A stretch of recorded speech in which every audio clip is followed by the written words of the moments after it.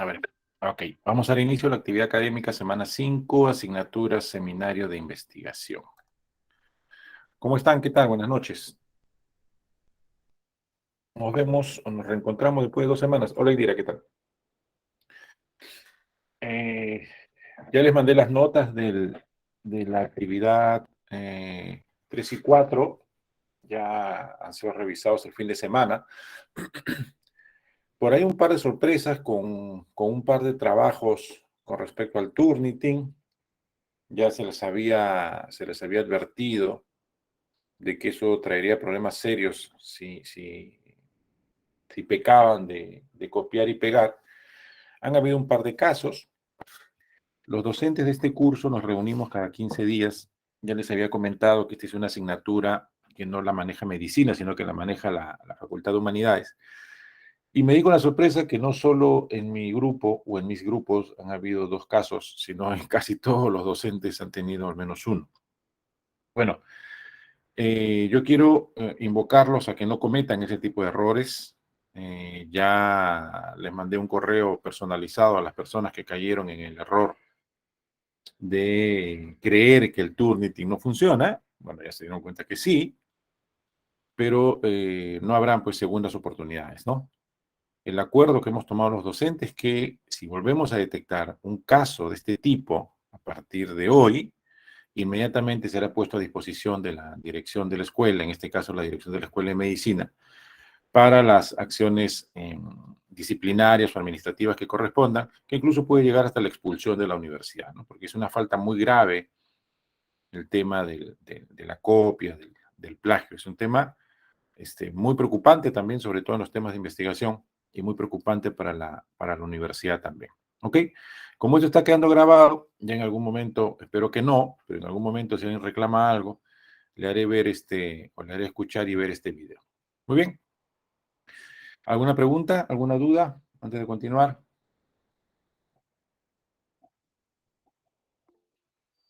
Dime, Nayeli, te escucho.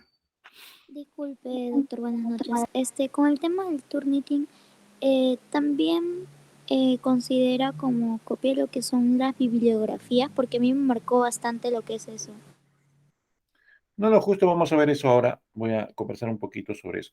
Lo que pasa es que es frecuente que cuando uno, o es frecuente que al pasarle el Turnitin te arroje un valor, ¿cierto? Entonces, mucha gente cuando ve ese valor se asusta, dice 30%, 28%, 50%, y uno se asusta cuando ve esos datos y cuando revisa rápidamente ve, por ejemplo, que su bibliografía ha sido coloreada, ¿no? Es decir, el Turnitin la ha detectado. Ahora voy a explicar un poquito sobre eso, pero no es tanto así, no funciona tanto así el Turnitin, o sea, no es el valor final que aparece, el análisis. El análisis va más allá, hay que revisar todo el texto, hay que revisar cuáles son las similitudes que ha detectado, hay que revisar si ha sido un error involuntario o aparentemente un error, no un error, sino ha sido intencional. Entonces, el análisis es en realidad complejo, no es simplemente ver el número. Ahora, sobre eso vamos a conversar un poquito más adelante. ¿Alguna otra duda? No, doctor, gracias. Ok. Muy bien, a ver, creo que les comenté al inicio de la asignatura, eh, este curso ya me pasó el ciclo pasado, no puede terminar en la semana 15. Nosotros no podemos terminar el curso en la semana 15. Sería imposible porque no nos da tiempo para revisar la última versión del artículo y puedan mejorarlo. Si yo termino en la semana 15, la semana 16 lo presentan y si está mal hecho, vas a desaprobar la asignatura sí o sí. O sea, ni vuelta que darle. Entonces nosotros tenemos que terminar el curso en la semana 13. Por eso hoy ya empezamos a avanzar un poquito más. Sí, bueno, tampoco vamos a exagerar, no vamos a correr, pero vamos a estar un paso adelante, por ejemplo, que del otro grupo de investigación que tiene el doctor Alfonso, ¿no? Y un paso adelante de los otros cursos de investigación que tienen las otras carreras, porque recuerden que este curso no solamente lo lleva Ciencias de la Salud, sino lo llevan todas las carreras, Administración, Ingeniería, etc. Entonces vamos a estar un pasito más adelante para poder cumplir el objetivo de tener el trabajo final en la semana 13, yo revisarlo, ustedes enviármelo en la semana 14, volver a hacer un ajuste en la 15 y el trabajo final en la 16. Esa va a ser la metodología, funcionó en el ciclo pasado o el periodo pasado, no tendría por qué no funcionar en este periodo. ¿Ok? Entonces vamos a comenzar. A ver, a ver, a ver. Ustedes van a desarrollar como parte del curso un artículo de revisión. Aquí le hemos denominado ARL, que es un artículo de revisión de literatura, pero también les mencioné en su momento que desarrollar este tipo de artículos no es tan sencillo como se cree, ni tan difícil como se espera. Lo que necesitan ustedes es tener esa capacidad de poder hacer una búsqueda bibliográfica, pero no de libros, ¿no? Sino de artículos, exhaustiva, y que tengan esa capacidad de hacer análisis de los mismos para poder desarrollar un artículo propio, en este caso un artículo de revisión. Entonces, el artículo de revisión requiere una exploración amplia de bases de datos, que ustedes ya las conocen, y un análisis de los resultados que puedan obtener. En realidad, este curso es interesante porque no solamente vas a aprender a hacer búsqueda bibliográfica, sino también aprendes a hacer análisis de artículos científicos. Y yo les mencioné en más de una oportunidad que el médico, per se, tiene que desarrollar estas capacidades porque eh, en, en, en, el desarrollo del ejercicio profesional vas a tener que vas a tener que formar parte y desarrollar en forma individual o grupal investigación. Eso ni lo dudes, ¿no? Por ejemplo, en el residentado vas a hacer por lo menos un par de artículos o vas a desarrollar algunas investigaciones sí o sí, de todas maneras. Entonces, desde ahora, la universidad les da estas herramientas para que ustedes puedan usarlas en el objetivo o en esos objetivos, ¿no? Entonces, ¿cuáles son las etapas? A ver, primera etapa es la definición del tema. Eso ya lo hemos visto, ya todos tienen el tema desarrollado.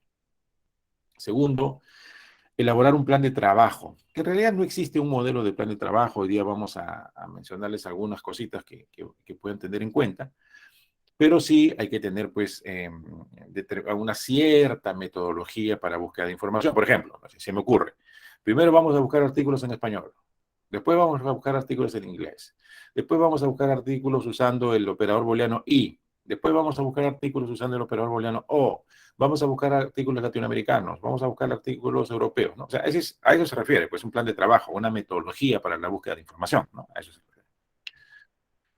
Otro punto importante es no solamente encontrar los artículos y acceder a ellos, sino también analizarlos, pues, ¿no?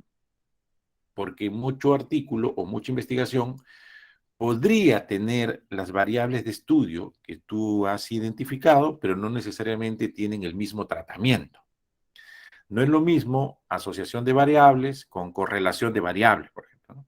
Entonces, necesitas leer el artículo para darte cuenta que el artículo que has encontrado es realmente un artículo que te pueda servir para hacer un artículo de revisión. ¿Ok?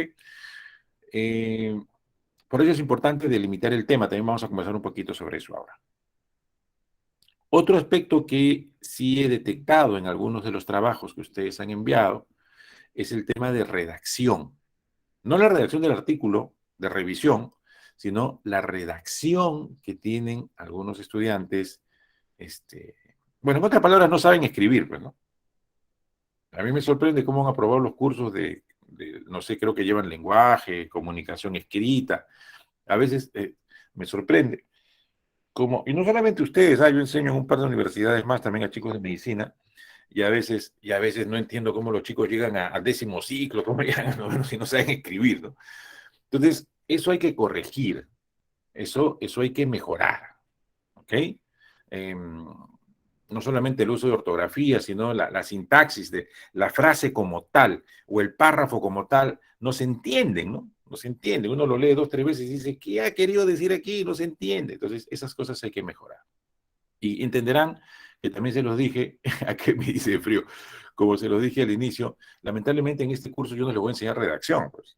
O sea, porque si yo me meto a enseñar cuándo se usa la B, cuándo se usa la V, cuándo se usa la coma, el punto y coma, o sea, nunca acabaríamos el curso, o mejor dicho, terminaríamos haciendo redacción y no acabaríamos el producto que exige esta asignatura, ¿no?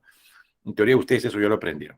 Entonces hay que ir mejorando esos aspectos que son relevantes, sobre todo en el desarrollo de artículos científicos que van a ser publicados y van a ser leídos por miles de personas. ¿Ok? Muy bien. ¿Cuál es la estructura que tiene un artículo de revisión? Bueno, eso va a depender mucho de la revista también. Bueno, hay algunos matices muy pequeños, algunos matices muy grandes, dependiendo de la revista, pero en líneas generales, todos los artículos de revisión tienen un resumen, ¿okay? Que dependiendo de la revista puede estar en un idioma o en dos idiomas. Ustedes han encontrado artículos originales que también tienen una estructura particular, ¿ok? Y han visto que tiene resumen por lo general en español e inglés.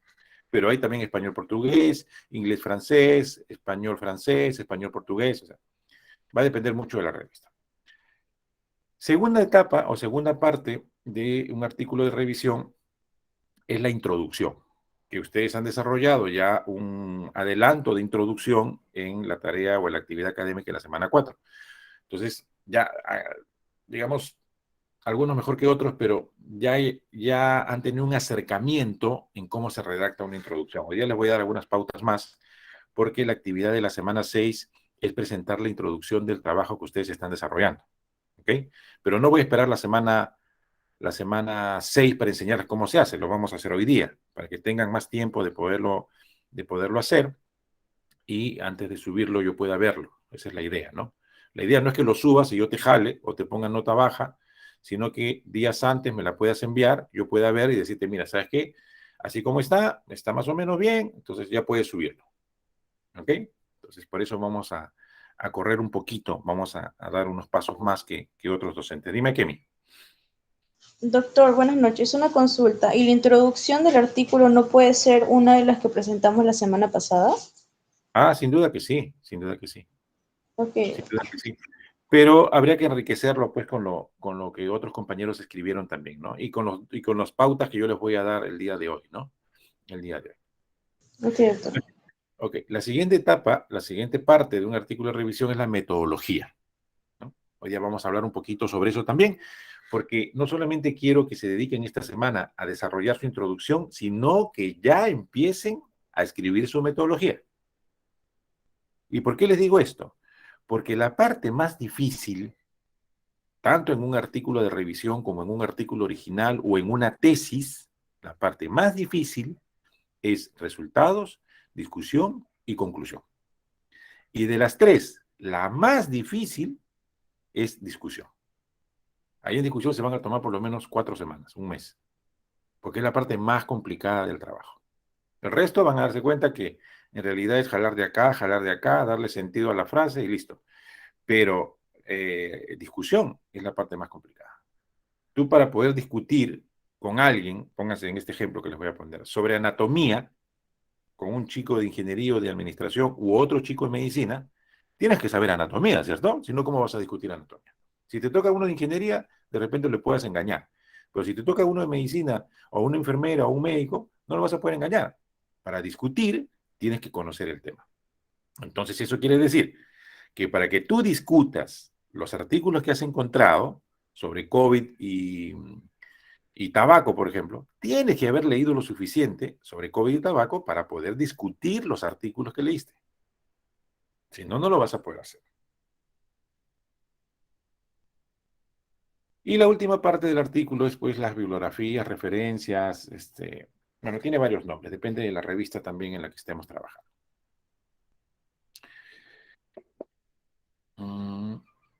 A ver, esta es más o menos una estructura. Ya les he dicho que no hay estructuras estándar, o no hay, mejor dicho, planes de trabajo estándar, pero que de alguna manera les puede servir a ustedes pues, para armar su esquema de trabajo, que en realidad ya lo tienen, porque ustedes ya están buscando artículos, ya están desarrollando artículos científicos. ¿Okay? Entonces, no es que van a hacer recién su plan de trabajo, ya ustedes empezaron de repente empíricamente a hacer un plan que les ha permitido encontrar información, pero no se habían dado cuenta que lo que han hecho mentalmente es armar un plan de trabajo, ¿no? Han hecho un plan. Antes que me olvide, cuando yo reviso los trabajos, yo me doy cuenta, ¿saben dónde? Que han cometido el error y de repartirse el trabajo. Por ejemplo, si yo les pido 15 artículos, un alumno encuentra 3, el otro 3, el otro 3, después juntan cada uno su parte y me presentan los 15. ¿Sabes cuándo me doy cuenta? En la redacción de la bibliografía, porque no es posible que tenga las 3 primeras muy bien, las 3 segundas mal, las 3 terceras muy mal, las otras 3 pésimamente mal y las otras 3 nuevamente bien, ¿no? Porque si les hubiese redactado la misma persona con los mismos criterios, no tendría por qué estar los 3 primeros bien y los 3 segundos mal. Entonces, no cometan ese error. He tenido muchos casos de estos en el grupo que está hoy en clase, y es evidente pues, que lo que han hecho es cada quien buscar su parte y juntarla después, ¿no? Eso es un error. No lo vuelvan a hacer. Entonces, lo que estamos viendo en pantalla es más o menos un plan de trabajo, ¿no? Resumir información sobre el tema o problema, identificar los aspectos más relevantes, identificar algunas aproximaciones teóricas, identificar las variables, leer un poquito sobre el tema antes de empezar a hacer la búsqueda bibliográfica, entrar a hacer la búsqueda bibliográfica, etc, etc. Son más o menos esquemas generales, no hay nada escrito de cómo hacer el plan de trabajo. Eso va a depender mucho de la adaptación que tenga cada grupo a su necesidad. Lo que sí les voy a pedir es que desarrollen una tablita como esta, que en algún momento se les va a pedir, que no solamente tengas, a ver, antes que me olvide, se les ha pedido ya un tema, ¿no?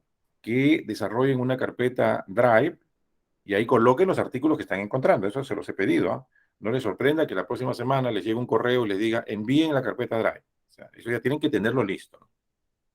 Lo segundo, que les adelanto, que se les va a pedir más adelante, es una tablita en Excel, como la que estamos viendo aquí en pantalla. No necesariamente igual, tú puedes agregarle más columnas o quitarle columnas. Eso va a depender de lo que tú quieras. Pero sería importante que yo conozca, por ejemplo, el año del artículo, el país del artículo, cuál fue el objetivo del artículo, cuál fue la población y muestra del artículo, cuáles son las variables, cuáles fueron los resultados, cuáles fueron las conclusiones. Incluso yo le podría aumentar una columna más donde me diga en qué base de datos lo encontré. O incluso podría poner una columna más donde diga el título del artículo. ¿Ok? Les pido que hagan esta tablita porque esta tablita los va a ayudar mucho cuando tengan que desarrollar la discusión. O sea, yo, de una sola mirada, en una tabla Excel, yo rápidamente voy a ver cuántos artículos son peruanos, cuántos son argentinos, cuántos son de 2020, de 2021, cuáles fueron las poblaciones en cada uno de ellos, si los objetivos son parecidos, o sea, de un solo vistazo. ¿Ok? Entonces, les pido que empiecen a desarrollar esta tablita en Excel. No necesariamente las mismas columnas, pero creo que mínimamente las columnas que estamos viendo. ¿Ok? Ya les dije cómo organizarse para hacer el trabajo de revisión. No existe digamos, una fórmula mágica. Eso lo van a desarrollar ustedes van a desarrollar su propio guión, ustedes van a desarrollar su propia metodología. Pero, ya les he dicho, no se han dado cuenta, pero ya han armado ustedes un plan de trabajo, ¿no? Ya han desarrollado un plan de trabajo. Solamente hay que sentarse en el equipo, decir, mire, hemos hecho esta búsqueda, nos falta buscar lo que yo les decía, de repente ahora busquemos en inglés, ahora busquemos en portugués, ya hemos agotado tales bases de datos, empecemos ahora con estas bases de datos, hemos buscado, por ejemplo, la palabra ABC, ahora, no sé, busquemos los sinónimos, o sea, ustedes generen la mejor estrategia que les permite encontrar la mayor cantidad de información para el análisis posterior. Muy bien. ¿Qué se les va a pedir? Esto lo voy a repetir, lo voy a pasar muy rápido en su artículo de revisión. La claridad en el documento que ustedes van a desarrollar, el documento tiene que ser conciso, tiene que ser preciso, sencillez en la redacción, no puede haber un lenguaje vulgar, a veces se nos escapan algunas cosas en la redacción, pero eso lo vamos a ir viendo a lo largo del camino, o sea, a lo largo en el desarrollo de la asignatura, y son temas que vamos a cuidar muchísimo, ¿ok? Pero miren, esto sí guárdenla, esta diapositiva, y sobre todo esta que están viendo en pantalla, y tenganla a la mano porque es una forma de que ustedes evalúen su artículo de revisión, que será más o menos en la semana, estamos en la semana 5, yo calculo que en la 10, 11, ya usaremos esta tablita o esta serie de preguntas para que ustedes más o menos se den cuenta si lo que están haciendo va por buen camino o no va por buen camino. Por ejemplo, ¿se tiene claramente el objetivo del estudio de la revisión? Entonces, buscarás en tu documento, oye, sí, aquí está, claramente dice el objetivo, ¿no? Más adelante, por ejemplo, ¿se citan las fuentes primarias en la revisión? ¿Se han citado de forma adecuada? Ok. ¿Las referencias son actuales? Si estás hablando de COVID, estás hablando de 2019-2022. Si estás hablando, no sé, diabetes y ovario poliquísticos, tendrá que ser por los últimos 5 años, ¿no? ¿Ok? A ver, las conclusiones están fundamentadas en el análisis, tendrás que revisar tus conclusiones y verificar si aquello que tú has concluido tiene relación con lo que analizaste en el punto anterior, ¿no? Porque en los artículos primero va la discusión, después va la conclusión, ¿no? Entonces, esto lo vamos a ver en su momento, pero son más o menos las preguntas que yo voy a formularles y formularme cuando revise sus trabajos o sus artículos finales. Incluso algunas o muchas o todas estas preguntas son las que se hacen en la exposición final, porque el trabajo final se expone, ¿no? Entonces, estos son los aspectos que se evalúan y se puntúan o se califican. ¿Ok? Muy bien. ¿Pregunta hasta aquí?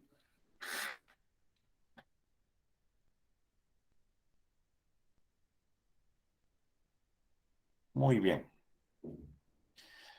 Hasta ahora, lo que ustedes han desarrollado es el tema de investigación. Yo les había dicho también que no se preocupen por el título de investigación, porque eso tiene, pues, eh, matices, va a ir cambiando posiblemente a lo largo del desarrollo del artículo.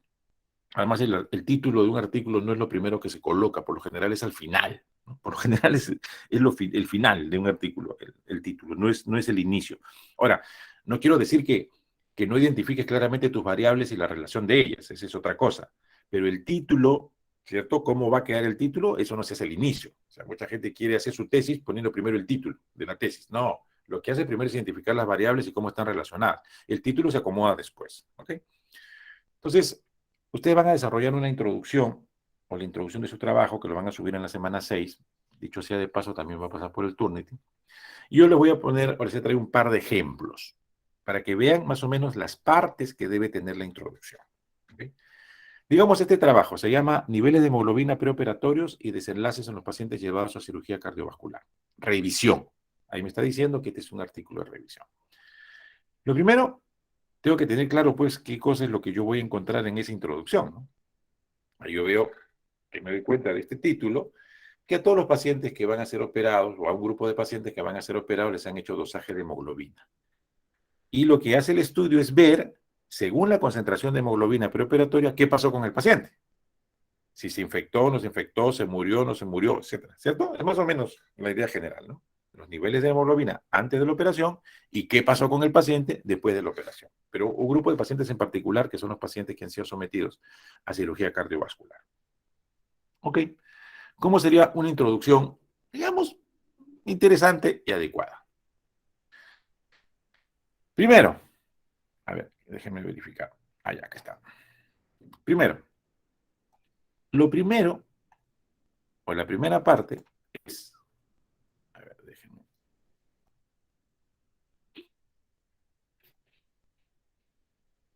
La primera parte, o yo debo empezar la introducción hablando en líneas generales sobre la esencia del trabajo, ¿no? Si yo estoy hablando de niveles de hemoglobina preoperatoria y el desenlace en los pacientes sometidos a cirugías cardiovasculares, sin duda que estoy hablando, pues, de que el valor de la hemoglobina puede haber conllevado a un desenlace fatal en el paciente. Y si estoy hablando de eso, estoy hablando, pues, de anemia, ¿no? Principalmente, pues, ¿no? O el título puede haber sido anemia y desenlace en pacientes llevados a cirugía vascular. Entonces, la introducción tendría que empezar por ahí, que es anemia, ¿correcto? Definiendo, digamos, una de las variables importantes de la investigación. Antes que me olvide, muchos de ustedes han puesto en sus trabajos OMS, por ejemplo, o IMC, pero no puedes usar tú unas siglas, ¿no? Sin antes haber definido qué cosa significa. Cuidado con eso, ¿ya? Primero se pone Organización Mundial de la Salud, OMS, y después podrás usar la abreviatura OMS las veces que quieras, pero tienes que definir en alguna parte del documento qué cosa es OMS. ¿Ok? En el mismo párrafo, ¿cierto? Habla sobre la segunda variable del estudio. Este es un modelo, vamos a ver que más adelante hay otros modelos.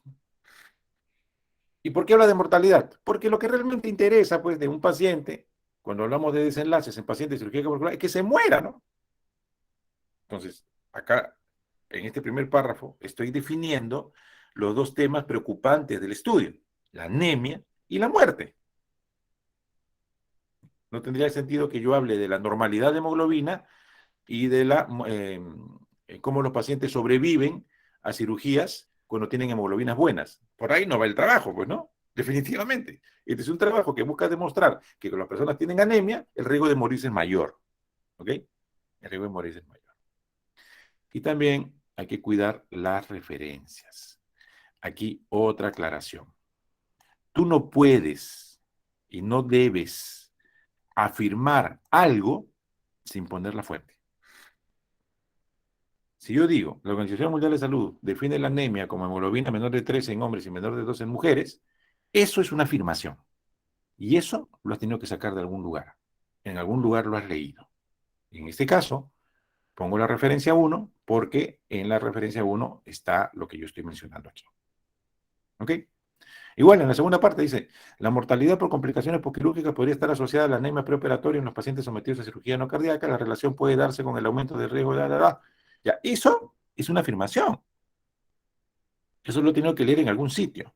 Entonces tengo que poner la referencia de dónde leí eso. ¿Ok?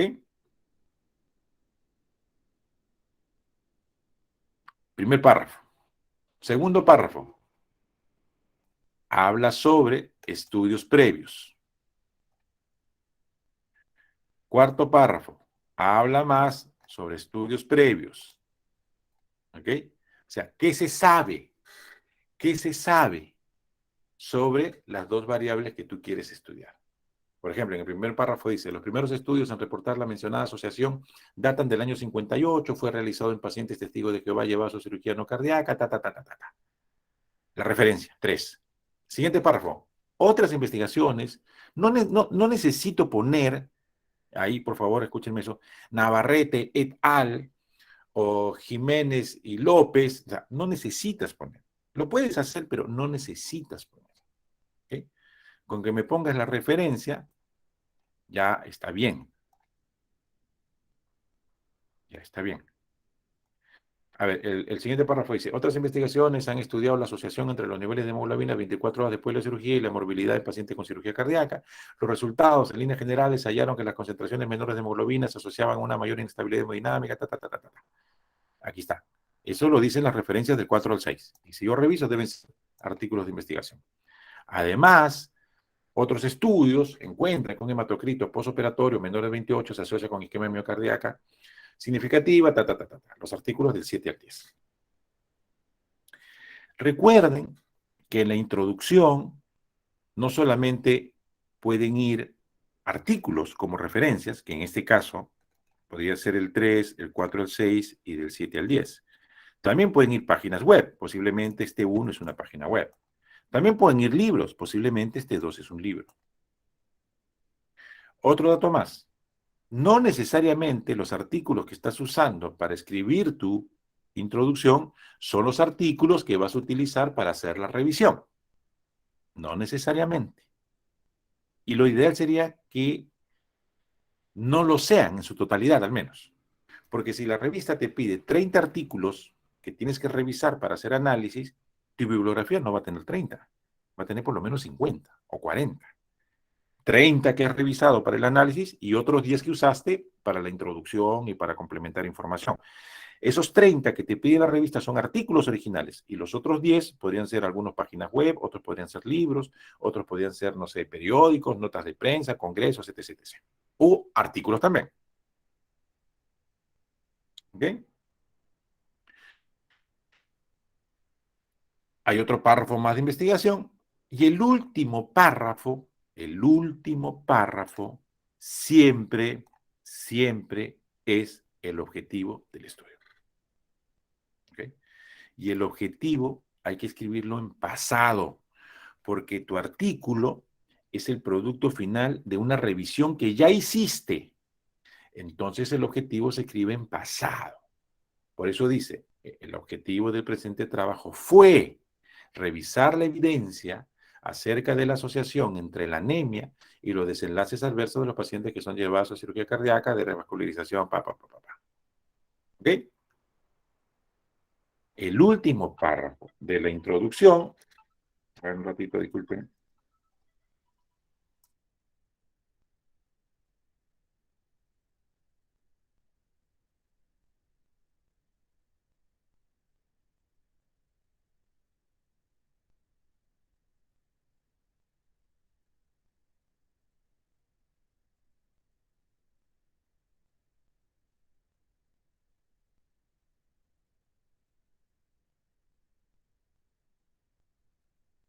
A ver, me disculpen, me lo voy a poner en... bajar el volumen. Ok. Entonces, el último párrafo siempre es el objetivo. Entonces, de los trabajos que he revisado, algunos habían puesto el objetivo en el último párrafo, otros lo habían puesto en el penúltimo, otros empezaban con el objetivo del estudio es, ¿no? El objetivo del estudio es. Pero el objetivo es el último párrafo. Y ustedes han revisado artículos, están revisando artículos, han descargado decenas de artículos. Miren los artículos y van a darse cuenta que tanto la introducción de los artículos originales como de los artículos de revisión, el último párrafo es el objetivo. ¿Okay? Ahora, aquí yo estoy poniéndolo en forma literal, ¿no? El objetivo del presente trabajo fue, pero no necesariamente tiene que decir así, o sea, de repente yo pude haber escrito, el presente documento aborda la asociación entre la anemia y los desenlaces adversos de los pacientes que son llevados. Sin duda que ese es el objetivo, pues, ¿no? Pero como estamos en formación y ustedes están aprendiendo a redactar este tipo de documentos, vamos a colocar el objetivo, etc, etc, etc. No sean literales con lo que yo estoy poniendo, ¿eh? Estoy dándoles una idea de cómo debiera ir. ¿Okay? Entonces, ¿cómo redactar la introducción? Primero, poner en contexto la o las variables. Aquí habíamos visto que la o las variables eran dos, anemia y mortalidad, ¿no? Entonces, el primer párrafo, poner en contexto las variables. Segundo párrafo, la importancia del tema. A ver, nosotros aquí en el segundo párrafo, claro, aquí me habla de la importancia del tema, ¿no? Y todavía me dice que el año 58 ya se empezó a estudiar esto porque era importante conocer pues cómo se relacionaba la muerte con el riesgo de anemia, o mejor dicho, el riesgo de morirse en cirugías de tal tipo por la anemia, ¿no? O sea, más o menos eso está aquí. Y de ahí me dice antecedentes. ¿Ok? En este caso, dice otras investigaciones, y en el siguiente párrafo, otros estudios. ¿Ok? Y si se dan cuenta, bueno, lo van a revisar ustedes después, se pone un párrafo, en este caso, de los estudios que demuestran que sí hay una relación entre anemia y muerte, y un párrafo que no todos los estudios demuestran que hay una relación entre anemia y muerte. ¿Ok? Que no hay una relación. Entonces, yo cuando leo la introducción me doy cuenta que si bien es cierto para algunos autores o algunas investigaciones sí encuentran una relación, existen estudios que demuestran que no hay necesariamente una relación. ¿Ok? Uy, ¿qué pasó? Me pasé. Y el último párrafo sería el objetivo. Se recomienda presentarlos en el último párrafo de la introducción, debe estar en sintonía con la pregunta y guardar coherencia con el resto de la parte del artículo. ¿Ok? Entonces, aquí está el objetivo. Entonces, eso es lo que ustedes van a desarrollar. ¿Pregunta hasta aquí?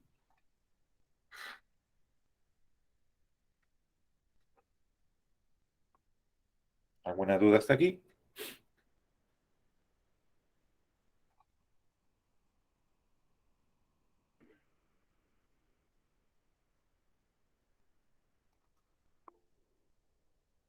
Dime, Giancarlo. Doctor, ¿qué tal? Disculpe, en el caso de los superíndices, al momento de citarlos, y quiero decir del 11 al 14, pongo de igual manera el guión. Ah, sí, claro. Esto es como el curso de religión que supongo que todos han llevado. No se escribe, o sea, yo cometeré un error si pongo acá 7, 8, 9, 10. Ya, eso no se escribe. Es como cuando en religión te citabas un artículo con su versículo, ¿no? No, es del 7 al 10. Ahora, ¿qué pasa si aquí es de 4 al 6 y el 8? Entonces sería así. Los de 4 al 6 y el 8. ¿Ok? Acá sería el 3 y el 7. El 3 y el 7. ¿Ok?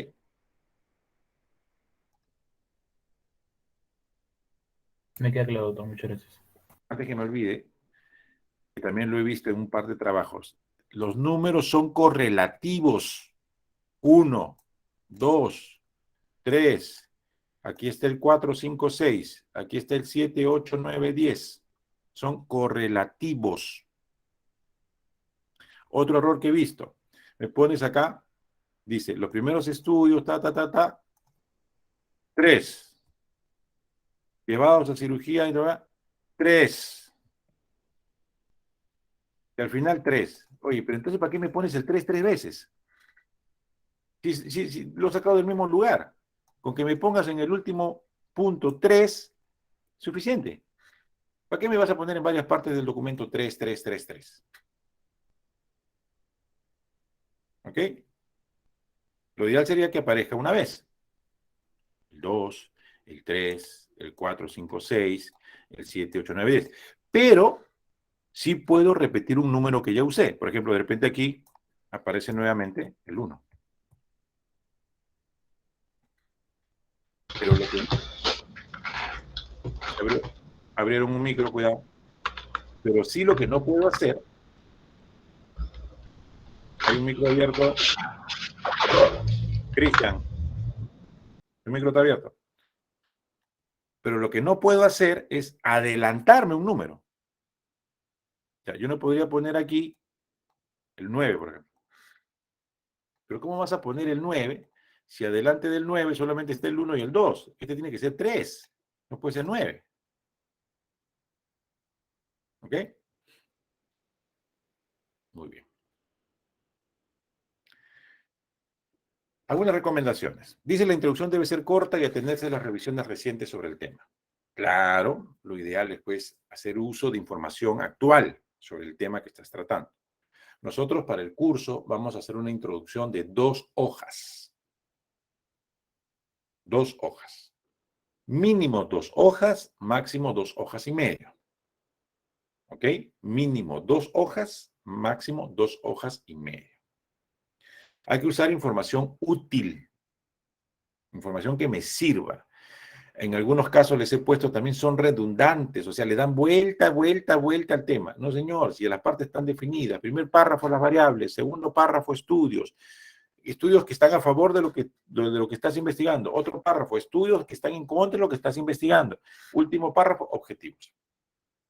Ahora, yo puedo poner 2 párrafos con estudios que están a favor de lo que estoy diciendo. 2 párrafos con estudios que están en contra de lo que estoy diciendo. ¿Sí? Pero esa es más o menos la estructura general. ¿Correcto? Ahora, aquí lo que digo también es cierto. Si ustedes leen algunos textos de redacción de artículos, te va a decir que la introducción debería redactarse al final. Eso es cierto también. Porque como ya te leíste todos los artículos, ¿no? Ya tienes una mejor idea de cómo hacer la introducción. Es decir, qué cosa vas a incluir en la introducción. Pero nosotros la vamos a hacer al inicio del curso. Pero eso no quiere decir que la introducción que ustedes presenten en la semana 6 va a ser la introducción que va a colocarse en el trabajo final. Yo les aseguro que después la van a modificar también. Le van a hacer algunos ajustes. Después que hagan todo el trabajo, hagan la discusión, las conclusiones, todo, van a mirar su introducción y van a decir, oye, esta vaina no está bien, ¿eh? Hay que ajustar este párrafo, cambiemos acá, esto no es exacto, y harán las modificaciones que se tengan que hacer. ¿Ok? Muy bien. ¿Alguna pregunta sobre la introducción? ¿Todo claro? Esta semana 5 no hay actividad para subir, no hay nota. Hay un foro que les voy a pedir que participe al menos uno por grupo, ¿no? Contando más o menos cuáles son los problemas que han tenido, etc. etc. Es un foro más de discusión. Pero el de la semana 6, ya con esta clase que estamos haciendo, ya pueden empezar a hacer el trabajo de la semana 6. ¿Y cuál es el trabajo de la semana 6? Hacer la introducción del texto, con su bibliografía, por supuesto, ¿no? Entonces ya pueden empezar a trabajarla. ¿Preguntas?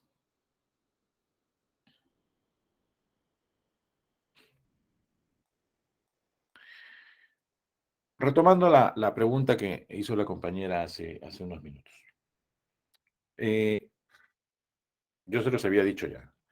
El Turnitin es el software para detectar similitud en documentos más grande e importante del planeta. Las más grandes universidades lo usan a nivel mundial. Entonces, ¿cómo se le puede ocurrir a alguien copiar un texto de internet para ponerlo en su trabajo? El Turnitin lo va a detectar. Y un par de alumnos han cometido ese error. ¿Ok? Lo va a detectar. Veamos un poquito sobre el Turnitin.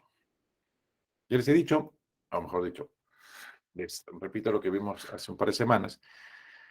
El Turnitin en realidad no detecta plagio. Lo que detecta es similitud en documentos. El que determina si es plagio o no es el que revisa el documento. En este caso, quien habla. Porque ustedes habrán visto, como decía la compañera, que el Turnitin detectó que tu bibliografía había sido copiada. Entonces uno dice, pero ¿cómo puede pasar eso? O sea, claro, lo que pasa es que el Turnitin busca la información que yo le muestro o que tú le muestras en la nube, en la internet, y donde la encuentra, la jala. Ahora, te voy a dar un dato, ¿eh? Si tu bibliografía es detectada por el Turnitin, quiere decir que tu bibliografía está bien hecha. Porque la encontró igualita en otras tesis, en otros artículos, en otros trabajos. Si tu bibliografía no la pinta, o une dos, o nadie la ha usado antes para citar algo, o está mal escrita, pues, ¿no? Definitivamente está mal escrita. ¿Sí? Entonces, cuando en el Turnitin su bibliografía pinte, no te preocupes, esa es buena señal. Eso no es mala señal. ¿Ok? Doctor, disculpe, el, Dime. el resultado que nos da el Turnitin, el porcentaje, va a repercutir en nuestra nota, porque a No, mí cuando me salió como 30%, o sea, demasiado, pero solo por las referencias. Yo le sí, tuve que no. quitar, por Como eso yo no te está decía, bien eso. como yo les decía, o sea, no se dejen llevar por el número, ¿no? Porque, por ejemplo, imagínate, ¿eh? Tienes tu introducción, que me ha pasado, hay alumnos que han mandado un párrafo de introducción y también les he llamado la atención porque se le había dicho cuánto era lo mínimo que se quería. Pero bueno, ya, pones un párrafo de 5 líneas de introducción y pones una hoja de bibliografía, ¿ya? De 10 artículos y te pinta los 10 artículos. ¿Qué porcentaje del documento es eso? El 80%, ¿no? Porque es el porcentaje de las palabras, ¿eh? De la cantidad de palabras, es el porcentaje de las palabras que está en el documento. El 80%. ¿Eso es plagio? No, porque lo que ha pintado es las referencias. Y si las referencias estaban bien hechas, las ha pintado bien. Entonces, no se dejen llevar por el valor del porcentaje. Bueno, claro que si te sale el 90% sí preocúpate, ¿no? Porque quiere decir que no solamente ha detectado la bibliografía, sino ha detectado parte del documento también, ¿no? Pero, ya les he dicho, el porcentaje no es el resultado. El que revisa el documento tiene otras variables a analizar, otros parámetros de análisis. Sin duda que el porcentaje me da una alerta, pero no es el porcentaje de plagio, porque el Turnitin no mide plagio, mide similitud. ¿Ok? A ver, este es de un documento de otra universidad, pero creo interesante que lo puedan ver. Yo fui autor de este documento desde la Facultad de Medicina de la Universidad de San Martín, donde elaboramos un documento para verificar el nivel de similitud en trabajos académicos y de investigación. Entonces, actualmente existe una normativa muy seria en cuanto a los trabajos de investigación. El Registro Nacional de Trabajos de Investigación, que se llama RENATI, que es una página web, me gustaría que la puedan visitar, donde están todas las tesis del Perú, el RENATI, es muy claro. Si un estudiante sustenta una tesis, por ejemplo, se sustenta, se gradúa, etc., etc., esa tesis, la universidad está obligada a mandarla al RENATI, que es un repositorio nacional. El RENATI, que lo administra CONCITEC, con la SUNEDO, o mejor dicho, lo administra SUNEDO, con apoyo de CONCITEC, ¿qué cosa va a hacer? Le va a pasar el software antiplagio también. ¿Y qué pasa si detecta plagio? A pesar que la universidad te entregó el título, o el bachiller o el título. Te lo va a quitar. Te lo va a quitar. Y va a sancionar a la universidad porque no tuvo la capacidad de detectar que hubo plagio o exceso de similitud en el trabajo de investigación. Entonces, ¿para qué arriesgarme a que yo pueda perder mi bachiller o mi título, ¿no? No tiene ningún sentido, ¿no? Ningún sentido. Entonces, las universidades están obligadas a presentar o a implementar los procedimientos normativos internos para proteger la propiedad intelectual, etc., etc., etc. Y más aún con este tema de licenciamiento, ¿no? Todas las universidades licenciadas están obligadas. Recuerden que nosotros somos una universidad licenciada. No he dicho facultad de medicina o escuela de medicina, porque somos facultad de ciencias de la salud. No he dicho eso, he dicho universidad. Como universidad estamos licenciadas y uno de los puntos del licenciamiento era la obligatoriedad de un software que detecte similitud. ¿Ok? En el caso de que se detectara algún documento que ustedes envíen a un trabajo de investigación o a un trabajo, no solamente de investigación, mucho cuidado con eso, ¿eh? Muchos profesores lo están usando en otros cursos también. Si se detectara automáticamente, van a hacer un informe a mandar al director de la escuela y eso puede llegar hasta la expulsión dependiendo de la gravedad del caso. Dependiendo de la gravedad. Claro, no es lo mismo que presentes, no sé, un trabajo en biología plagiado a que presentes pues tu tesis plagiada, ¿no? Sin duda, pues que los dos son delitos, son graves, pero pues hay una ponderación, pues, ¿no? Entre uno y otro, ¿no? Entre uno y otro. ¿Okay? Una pregunta que es muy frecuente, a ver, antes de entrar a saber, ¿qué cosa hace el Turnitin? ¿Dónde busca las coincidencias? Por eso le decía, hay que ser hasta cierto punto, disculpen el adjetivo, tonto o tonta para copiar de una página web un texto y pegarlo en tu trabajo. O sea, falta de criterio, ¿no? Porque el Turnitin busca pues en las páginas web, en los artículos, en las tesis, que están todo en internet, busca tus frases, tus palabras, tus párrafos. Y si tú lo has copiado de una página web, lo va a encontrar, pues. Lo va a encontrar. ¿Ok? Turnitin cuenta con la mayor base de datos del mundo. Dependiendo de la cantidad de letras o palabras que tenga tu texto, no demora más de 10 minutos, hasta menos, en darte un resultado. Te pinta las coincidencias de colores, ya lo habrán visto ustedes, ¿cierto? Te enumera las fuentes. O sea, en realidad es muy complicado que tú puedas copiar un documento de la nube o de internet y que el Turnitin no lo detecte. Y algo más, y por si acaso, cuidado aquí, en el Turnitin que yo estoy poniéndoles para que ustedes suban su trabajo, le estoy habilitando traducción. No vayas a creer que porque te bajas un artículo en polaco o en ruso o en inglés y usas el Google Traductor y lo copias, no lo voy a detectar. El Turnitin lo va a detectar. Y el Turnitin me va a decir, oye, mira, este estudiante ha usado un traductor porque este texto estaba en inglés traducido. Cuidado con eso también. Cuidado con eso también. ¿Ok? También lo detecta el Turnitin.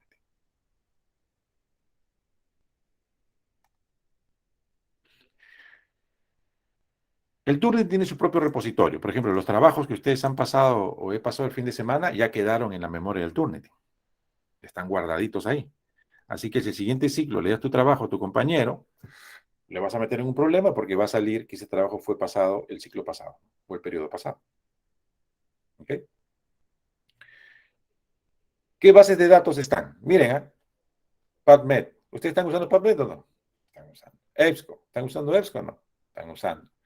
¿Los que están en PubMed también están en Medline? Sí, también están. ¿Okay? Muchos de los artículos de EBSCO también están en Ciel. O sea, en realidad están todas las bases de datos. Pues yo decía, hay que ser tonto o tonta para creer, porque si vas a copiar un párrafo no lo va a encontrar. Lo va a detectar.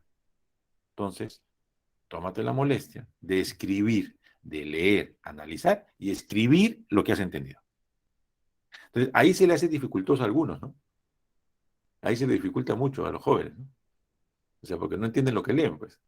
Y si le dices, no solamente que te diga que ha leído, sino que lo escriba, ahí viene la peor complicación para algunos, no para todos, por suerte. Ahí tienen el principal problema. ¿Qué tipos de documentos se pueden subir al Turnitin? Extensiones de Word, revisa PPTs.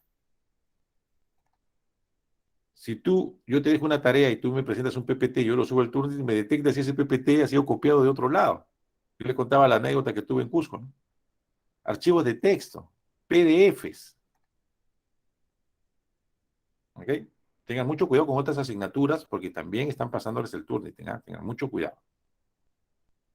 Miren, en esta universidad donde se hizo este documento, una pregunta frecuente es ¿cuáles son los porcentajes permitidos? ¿No? Pero en esta universidad, para la tesis doctoral, si tienes, perdón, más de 25% ¿cómo se llama?, de información similar, el evaluador deberá informar al Comité de Ética de la Facultad de Medicina para las acciones que correspondan. Y la tesis está inmediatamente desaprobada. ¿Sí? Ahora, no me refiero al 25% del valor que sale, sino después de la revisión, ¿no?, del documento, se revisa todo el documento, se exonera la parte de bibliografía, el índice, todos los índices, todas las tesis son parecidos, y entonces también los va a pintar, bueno. Entonces se exonera eso, se exonera el título que puede ser parecido en otra tesis, y se mira el cuerpo de la tesis. Y si a pesar de eso tienes el 25 o más, entonces esa tesis doctoral está desaprobada. ¿Okay? Si estás de 16 a 24, también estás desaprobada, pero se te da la opción a que puedas mejorar algo. En las tesis doctorales, en la universidad que les hice referencia, el máximo valor permitido es 8%. El máximo valor permitido, 8%. En las tesis de maestría, la tesis de médico cirujano y de médico especialista, igual. De 0 a 8, hasta 15% se considera un trabajo aprobado. Si es más de 15, se le devuelve con su jalón de orejas y se le dice, oye, pues hermano, ¿qué te pasó? Revisa de nuevo. Pero si tienes más de 25, estás desaprobado y ya no puedes presentar esa tesis. ¿Okay? Y los trabajos, por ejemplo, que ustedes están presentando hoy día, que son trabajos académicos, en esta universidad, se permite hasta el 24%. Más de 24, 25 a más, ya te metiste en un problema, porque no solamente estás desaprobado, sino te van a pasar al comité de ética, ¿no? ¿Okay? En el caso nuestro, yo cometí un error a estos chicos que pensaron que el Turnitin no los iba a detectar y les mencioné que iban a ser pasados al comité de ética. Lo que pasa es que como trabajo en esta universidad, pensé que estaba en la otra universidad. En el caso de Continental, no pasan al comité de ética, pasan directo al director de la escuela para que evalúe y decida cuál es la sanción administrativa que se le va a colocar, ¿no? Que se le va a colocar. ¿Ok? ¿Alguna pregunta hasta aquí?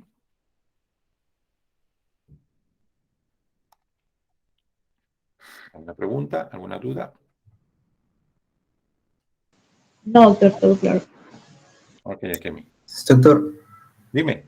una pregunta. En caso mío, el Turnitin me detectó, por ejemplo, un párrafo, una frase, no un párrafo, una frase, como por ejemplo, no sé, se recolectó la mayoría de información para poder llegar al resultado, ¿no?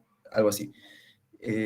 Y el Turnitin te lleva pues al link en donde está la similitud y era un trabajo pues de ingeniería. Entonces, No, en ese caso, ¿cómo sería? O sea, era un párrafo fuera de contexto en realidad, no hablaba de medicina. Entonces, dio la casualidad que justo las palabras que yo usé lo usaron en una investigación, pero para sí. ingeniería, Por ¿verdad? ejemplo, imagínate que yo escribo ahorita en un documento, justo estoy haciendo yo, más temprano estaba haciendo un trabajo, y pongo, ¿no? Según la Organización Mundial de Salud, la pandemia ha golpeado fuertemente a los países de bajos recursos económicos. Ya, eso lo estoy escribiendo yo, pero te aseguro que si lo busco en la nube lo voy a encontrar. Por eso les decía, ¿no? El que revisa tiene que entender que hay palabras que son usadas pues por muchas personas. La frase que tú me has dicho, lo que yo te acabo de decir, lo vas a encontrar no solamente en un trabajo de ingeniería, lo voy a encontrar en 500 tesis o en 500 artículos. Entonces, el que revisa y el que evalúa tiene que tener la capacidad de discernir qué sí es plagio y qué no es plagio. Sería diferente, como ha pasado en los casos que les he mencionado de los estudiantes, que han copiado párrafos enteros. párrafos. Y si partimos del hecho de que muchos de ustedes tienen problemas de redacción, cuando yo veo un párrafo tan bien hecho, tan bien escrito, me llama la atención. Y digo, ¿qué? ¿Cómo es esto? A ver, este párrafo está bien bonito, a ver, tiene relación, la sintaxis está muy bien, y reviso el Turnitin y me doy cuenta pues, que ese párrafo lo has copiado, ¿no? O sea, no son palabras, no son una línea, generalmente son párrafos donde detectamos el problema. ¿Ok? Por eso, cuando se programa el Turnitin, yo le puedo decir al Turnitin, exclúyeme las citas. Hay una opción y el Turnitin, todo lo que ve en comillas, no lo va a considerar como plagio o como similitud, lo va a ignorar. También le puedo decir, exclúyeme las bibliografías. Entonces, cuando saque su porcentaje, ya no va a contar las bibliografías. También le puedo decir, exclúyeme cuando encuentre similitud de menos de 15 palabras. O sea, si son 8 palabras, no, esa vaina, pues, hay palabras muy, muy frecuentes, muy comunes, como las que mencionó el compañero, mencioné yo. Entonces, eso no es pues, similitud. O sea, entonces, hay opciones que yo tengo como docente para decirle al Turnitin, haz esto, no hagas esto, haz esto, no hagas esto. Pero generalmente el problema es en párrafos completos, ¿no? Ahí es el problema. No una línea, pues, no, eso no tiene ningún interés, pero si me copias un párrafo de 5 líneas, o de 4 líneas, o de 10 líneas, eso sí es grave, pues, ¿no? Porque es muy difícil que en un párrafo de 5 líneas, otra persona haya pensado exactamente lo mismo que tú, ¿no? ¿Cierto? Lo más probable es que le has copiado el párrafo a la otra persona. ¿Ok? A ver, acá lo que está, ¿no? El evaluador decide y asume la responsabilidad de las exclusiones. El que revisa tiene la responsabilidad de determinar si ha habido plagio o no. Tipo de plagio, interesante. Ya, miren, por ejemplo. Miren este resultado. Ya, ¿eso es plagio o no es plagio?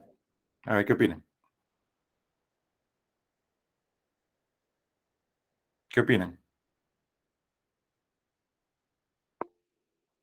Por supuesto, pues, ha copiado toda la hoja, o sea, los 2 párrafos los ha copiado. O sea, ahí no hay ni discusión, ¿no?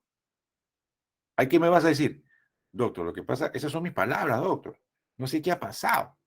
Seguro hay otra persona que ha pensado lo mismo que yo y ha escrito lo mismo que yo. Pues, hay que ser tonto para que yo crea, o sea, no me voy a creer eso, pues, hay que ser tonto, ¿no?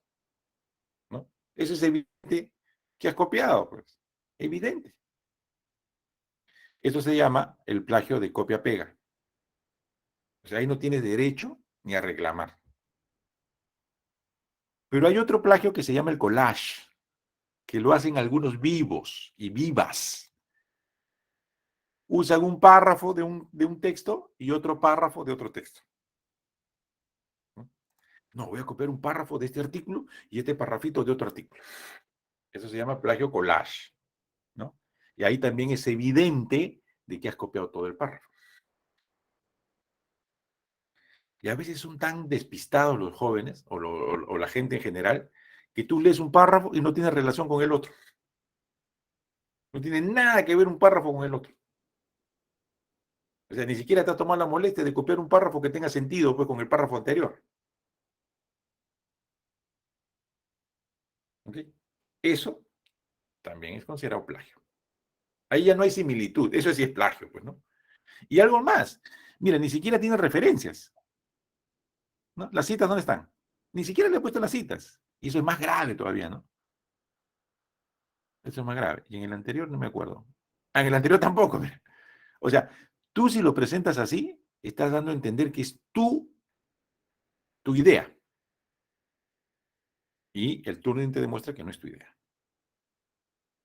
Es grave, porque si le hubieras puesto referencia, le hubieras puesto una cita, yo diría, bueno, se olvidó poner las comillas, ¿no? Todavía lo dudaría. Pero si veo 2 párrafos igual, no, sin duda, pues que has copiado, ¿no? Entonces, al menos la referencia te ayudaría pues, a defenderte, pero definitivamente que en este ejemplo y en este hay plagio, pues, sin vuelta que darle. Otro tipo de plagio que la gente cree que no lo es, se llama el parafraseo.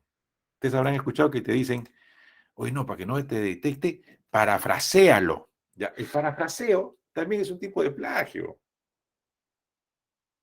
En este documento que estamos viendo aquí, ¿no?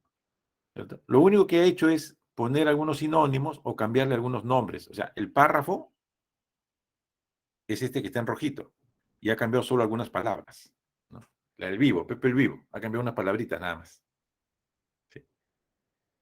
Unas palabritas ha cambiado. O le ha puesto un sinónimo, o le ha puesto otra cosita, y ya dice, con eso ya está, listo, ya, no pasa nada. Ya lo parafraseé. Cuidado con eso también. O sea, si vas a parafrasear, hazlo bien. No palabritas. Tendrías que cambiar todo el párrafo. Y lo grave aquí es que no ha hecho las referencias, no ha puesto las citas, ¿no? No ha puesto la procedencia de la fuente. Ese es un error muy común, ¿eh? Por ejemplo, leamos este texto que dice, existe tuberculosis extremadamente resistente y multidrogo resistente, donde la tuberculosis multidrogo resistente es resistente a la zoonocida y la... Ya, yo te pregunto, ¿que eso, de dónde lo has sacado? ¿No hay una referencia de eso? ¿No hay una cita de eso? Eso lo tiene que sacar de algún lado. O que un día te levantaste y viste en el texto escrito o se te apareció en la mente y dijiste, ay, voy a escribir esto. No, pues, esto lo has leído en algún lado. De algún lado has sacado la idea. Y tienes que poner la referencia. ¿Okay? Por eso, le va a pasar en la tesis, Dios mediante, voy a ser su profesor de ese curso también. Me dicen, doctor, ¿cuánta bibliografía tiene que tener mi tesis? Mínimo 50. ¡Ah, sus 50! Demasiado. ¿De dónde voy a sacar 50 libros, 50 artículos? Oye, tu tesis puede tener 500. Si todo lo que vas a escribir tiene que estar referenciado. O sea, la cantidad de referencias no es un problema, no debería ser un problema, sino que no sabes, pues, dónde se colocan, cuándo se colocan, cómo se colocan. Esa es la realidad. ¿Ok? Otro. Así como hay el plagio de collage, también hay el plagio de collage de parafraseos. Otro. El autoplagio, ¿no? El autoplagio. De repente acá hay jóvenes que ya tienen alguna publicación o de segunda carrera que han hecho una tesis y se copian un párrafo de su tesis. Y cuando lo detecto me dice, doctor, pero ese párrafo es mío también. No, señor. Usted tiene que citar siempre la fuente. Así lo haya escrito usted, el párrafo original lo haya escrito usted, igual lo tiene que referenciar, lo tiene que citar. Igual. ¿Ok? Otro, miren, ¿eh? El Pepe el Vivo también. Agarra un párrafo de internet, lo parafrasea y dice, pucha madre, ¿qué referencia era? No me acuerdo de dónde lo saqué. Ah, ponle 8 y pone un artículo, cualquier artículo. Ni cuenta se va a dar. Ni cuenta se va a dar. Yo leo el párrafo y me doy cuenta que estás hablando de tuberculosis, por ejemplo. Y se me da por revisar el artículo 8 que le has puesto pues, de referencia. Y veo que el artículo 8 habla de COVID. ¿Y aquí? ¿Cómo es posible que el párrafo hable de TB y la referencia hable de COVID? Y me voy a tomar la molestia de revisarlo, ¿no? Y entenderás que si encuentro que no coincide la referencia que has puesto y has tratado de sorprenderme, eso también se llama plagio de cita textual incorrecta. ¿Ok?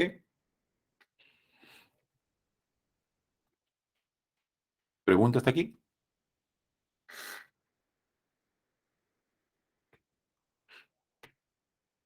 ¿No hay preguntas? Ok, solo para recordarles, hagan su cuadrito Excel. ¿Cuál cuadrito Excel? Este cuadrito Excel, porque les dije hace un rato. Porque lo van a necesitar en algún momento. Este de acá, ¿dónde está? El cuadrito Excel.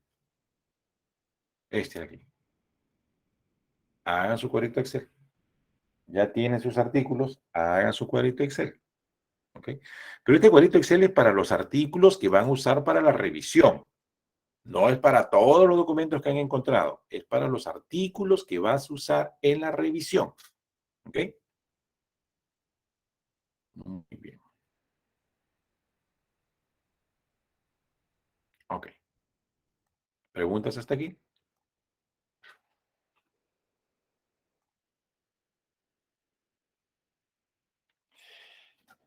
Ok. Hace un rato vimos que los artículos científicos tienen sus partes, ¿no? Los artículos de revisión también. La introducción, perdón, el resumen, la introducción y materiales y métodos. Ya les voy a adelantar la clase de materiales y métodos porque creo que es importante que sepan qué se coloca en materiales y métodos porque estoy seguro que mucha de la información que se les va a pedir no la están anotando. Y cuando yo hiciera esta clase en la semana 7, me ha sido todo, pero no sea malo, pues. O recién me dice usted que tengo que anotar cuántos artículos encontré en la búsqueda. Recién me dice usted que tengo que anotar cuántos eran en inglés, no sea malo. O recién me dice usted que tengo que decir cuáles eran las palabras clave que usé, no sea malo. Entonces, mejor te lo voy a decir desde ahora para que sepas qué información necesitas para desarrollar tu acápite o tu capítulo de materiales y métodos. ¿Ok? Y te voy a poner un ejemplo para que ya lo vayas redactando. Ya lo puedes redactar también. ¿Eh? A ver. Material y método. Algo así vas a escribir. Dice, el presente estudio consiste en una revisión de literatura que se centra en sintetizar el conocimiento producido sobre, no sé, la relación de muerte por COVID y tabaco. ¿Ok? Y se presenta la evidencia en forma descriptiva sin análisis estadístico. Esta es una idea general, ¿ah? Tampoco, porque me ha pasado en otros cursos que todos copian lo mismo. Y cuando le paso el Turnitin a todos la detectan porque todos han copiado lo mismo. ¿Okay? Es una idea. Ustedes están leyendo artículos científicos ahorita, artículos originales, entonces ahí también tienen una idea de cómo se desarrolla materiales. Pero es una idea. Okay. Siguiente párrafo. Dice, el intervalo de tiempo seleccionado para la búsqueda fue entre el año 2009 y 2019. La elección de la corte de tiempo responde a la disminución porcentual de sedentarismo según la Organización Mundial de la Salud. O sea, ahí está el tema. La pregunta de investigación fue, ahí está la pregunta de investigación. ¿Ok? Aunque eso se puede obviar, pero es como ejemplo. Miren acá. Los criterios de inclusión, ¿qué cosa es criterios de inclusión? Es aquellas características que debe tener tu artículo para que sea incluido en el estudio. Eso se llama criterio de inclusión. ¿Y qué cosa es criterio de exclusión? Es la característica que tu artículo presenta que hace que lo excluyas, que lo elimines, que no lo uses. ¿Ok? A ver, dice, perdón, los criterios de inclusión establecidos para los artículos fueron estudios analíticos de corte transversal, en idioma inglés, español y portugués, realizados en población chilena y publicados en los últimos 10 años y en texto gratuito. Y los criterios de exclusión fueron artículos repetidos, artículos no completos y aquellos que tenía que pagar para su descarga. ¿Ok? Pero ahí no queda todo. Mira, ¿qué más tienes que poner en materiales y métodos? Los descriptores utilizados, ya saben que son descriptores porque ya les dije que son descriptores. Los descriptores utilizados para la recolección tanto en la literatura latinoamericana como internacional fueron seleccionados a través de la terminología de descriptores de salud de la biblioteca Vireme y fueron, entre comillas, estilo de vida sedentario, riesgo, causalidad, determinantes sociales de la salud y sus equivalentes en español o en inglés. ¿Ok? Entonces, todos los descriptores que has usado o que estás usando, los tienes que escribir en materiales y métodos.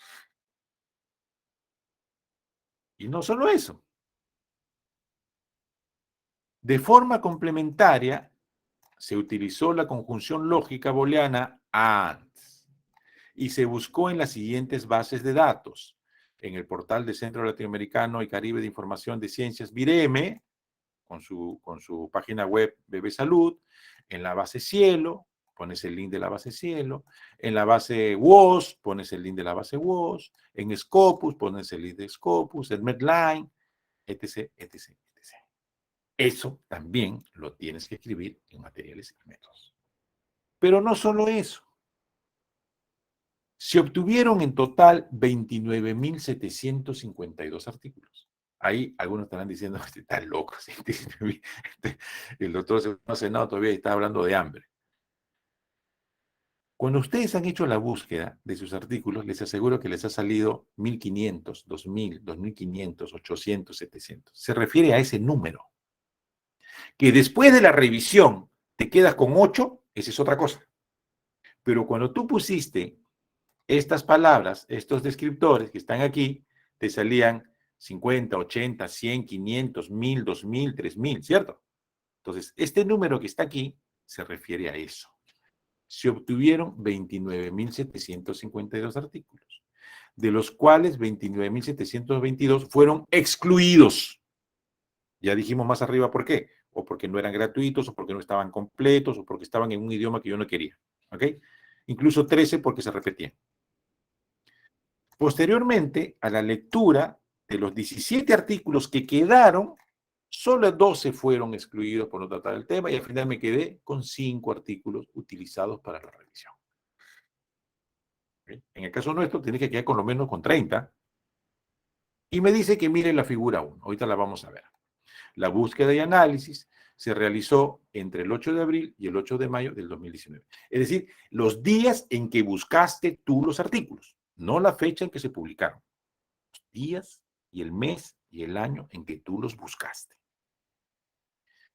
Ahora dice, veamos la figura 1. Ajá, ahí está la figura 1. Esta es una figura modelo, pero no es la única. Por ejemplo, a ver, dice, en Vireme, busqué en la base Vireme, busqué en la base Cielo, busqué en la base WOS, en Scopus y en Medline. ¿Qué cosa busqué? Aquí he puesto en el rectángulo las palabras clave, ¿no? En inglés. En Vireme encontré 6.272, en Cielo encontré 443, ¿no? Número de artículos. De ahí, ¿cuántas selecciones de cada uno? De Vireme me quedé con 4, de Cielo me quedé con 2, ¿no? ¿Sí? Y al final, 5 artículos con los cuales he trabajado. Este es un modelo.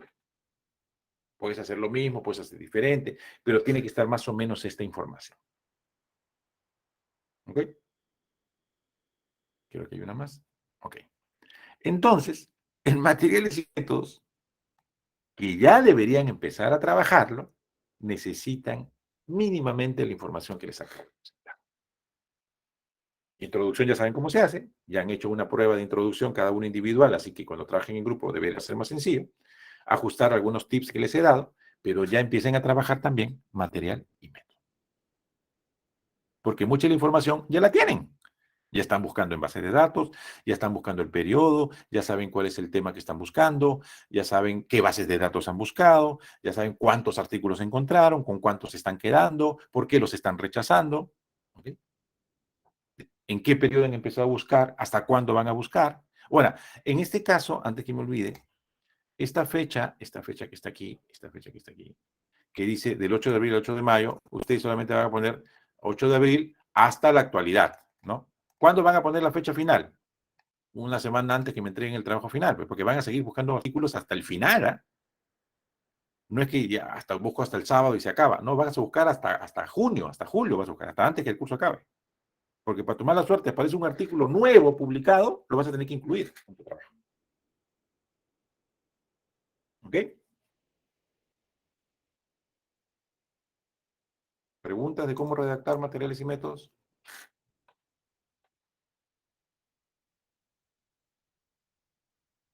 ¿Pregunta?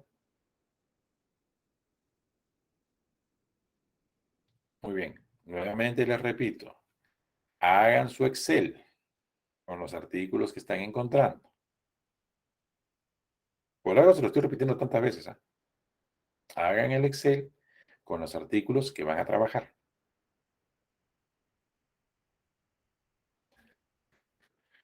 ¿Alguna pregunta hasta aquí? ¿Alguna duda? ¿Todo claro? Estamos terminando. Ok. Entonces la introducción, ya saben cómo se va a redactar, ya han hecho una práctica, digamos, individual.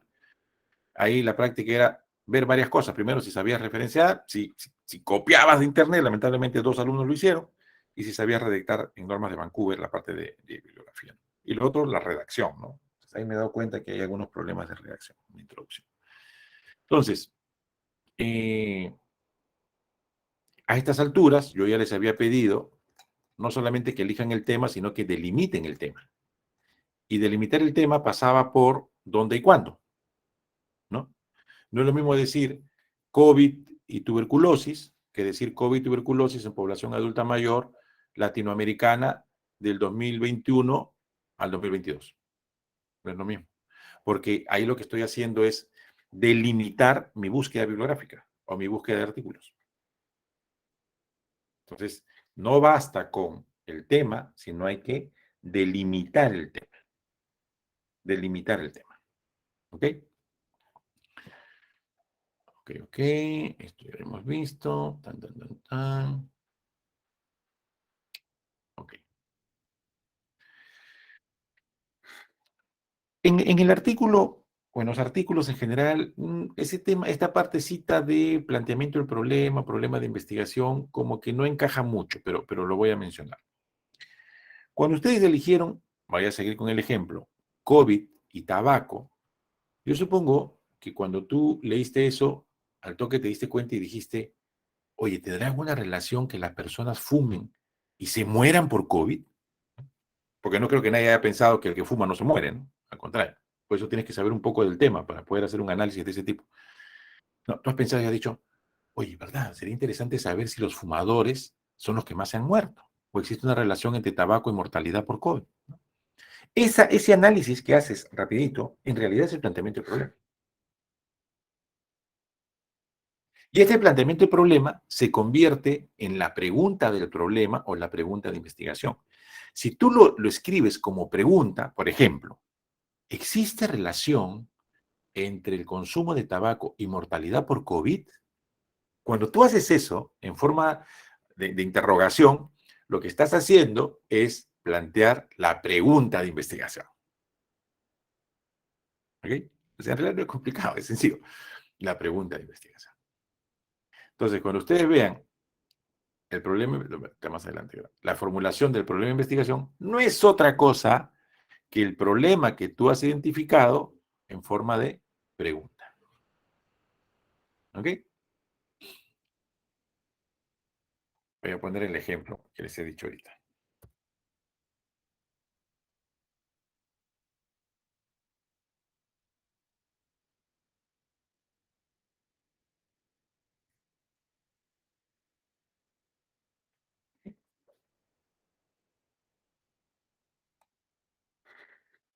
¿Y por qué es importante plantear la pregunta de investigación? Porque de la pregunta, algunos ya se dieron cuenta, de repente ya tienen experiencia en investigación, está el objetivo de investigación. Y la pregunta es, ¿existe relación entre consumo de tabaco y mortalidad por COVID-19? ¿Cuál sería el objetivo? Determinar la relación entre consumo de tabaco y mortalidad por COVID-19. Entonces, si en tu artículo yo veo que tú me pones, el objetivo fue determinar la relación entre consumo de tabaco y mortalidad por COVID, ¿cuál era la pregunta de investigación? ¿Existe relación entre consumo de tabaco y mortalidad por COVID? Hay una relación directa entre la pregunta y el objetivo general de la investigación. ¿Okay? Entonces, ¿es necesario que tú tengas el tema claro? Sí. ¿Que delimites el tema? Por supuesto que también. ¿Que tengas claro el problema? Sí, por supuesto, porque yo no voy a pensar que COVID y tabaco tienen una relación inversa, ¿no? Debe ser directa, o sea, mientras más fumaba, la posibilidad de que se muera era mayor. Por eso te decía, tienes que conocer el tema. Entonces, si yo tengo el problema general, puedo formularlo como pregunta. ¿Existe relación entre A y B? Okay. ¿Y cuál sería el objetivo? El objetivo sería, pues, aquello que quieres conseguir con el estudio. Si tu duda es si existe relación, tu objetivo tiene que ser determinar la relación. ¿Ok? Por ejemplo, vemos el de aquí arriba. Esta es la pregunta. Dice, ¿cuáles han sido las causas del bajo rendimiento de los estudiantes de Derecho de la Universidad Continental? ¿Cuál será el objetivo ahí? Conocer las causas, ¿no?, del bajo rendimiento de los estudiantes de Derecho. Si la pregunta es,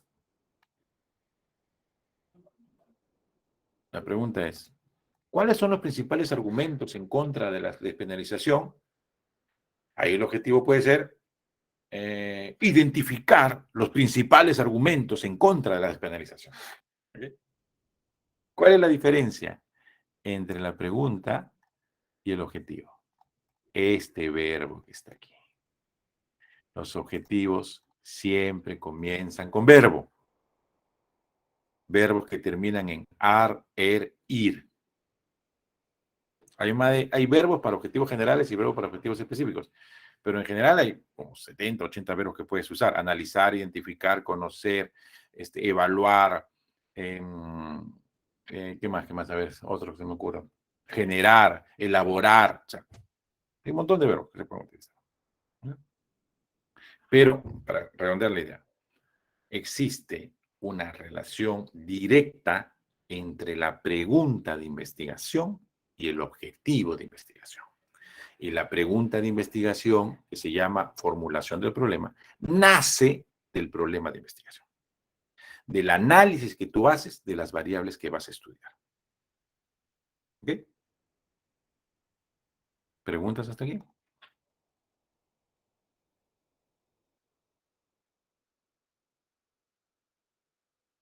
¿Preguntas? ¿Dudas?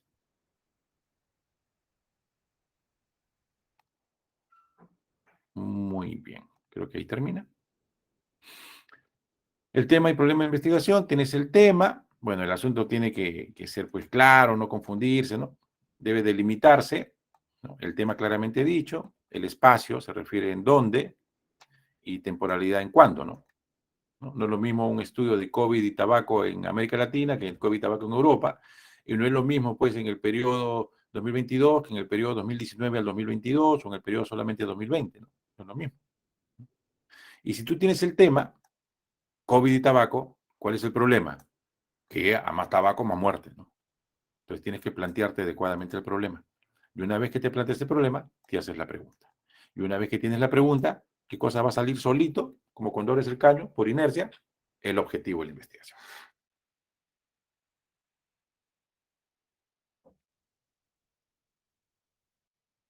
¿Estamos claros?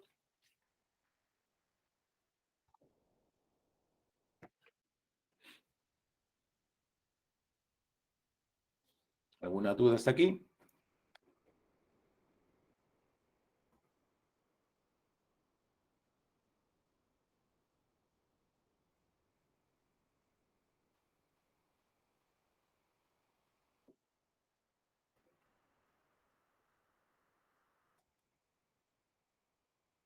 ¿No hay preguntas?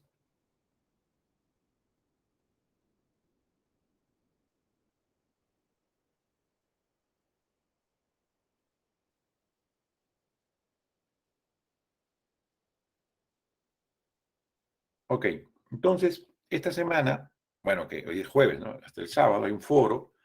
Les pediría que ingresen, de repente si hay alguna consulta, la hagan por ahí. Recuerden que cursos como este, donde hay una etapa síncrona, tenemos que usar la virtualidad, o sea, tenemos que usar los espacios virtuales, ¿no? Si no, no tiene ningún sentido, pues, en un curso asincrónico. Si no vamos a usar eso, el próximo ciclo de repente lo convierten en curso presencial, total, porque este curso se va a quedar asincrónico, se va a quedar, perdón, como Blend. Entonces hay que usar las plataformas, ¿no? Uno por grupo, ¿no? Que haga una consulta o que cuente cómo le va el trabajo. Hay que utilizar el foro para interactuar. Pero la siguiente semana tienen que colgar la introducción con sus referencias bibliográficas, con sus citas. ¿Ok? Yo sugiero que me puedan enviar antes de colgar el trabajo, que podría ser este fin de semana, a mitad de semana,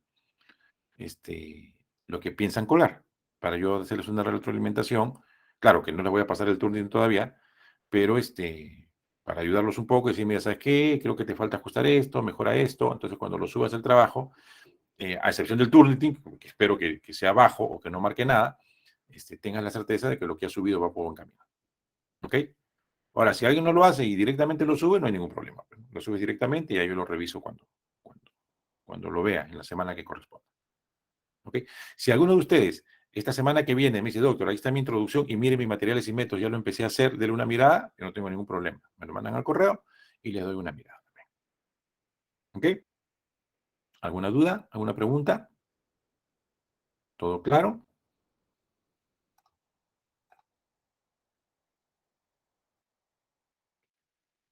Muy bien. Entonces nos vamos a quedar aquí. Nos vemos la próxima semana. Y no olviden entrar al foro y empezar a trabajar la introducción y materiales y métodos para cargarlo ya en la semana 6 y 7. ¿Ok? Si no hay preguntas, cerramos la sesión aquí. Muy bien, jóvenes, buenas noches. Nos quedamos aquí. Gracias, doctor. Un abrazo.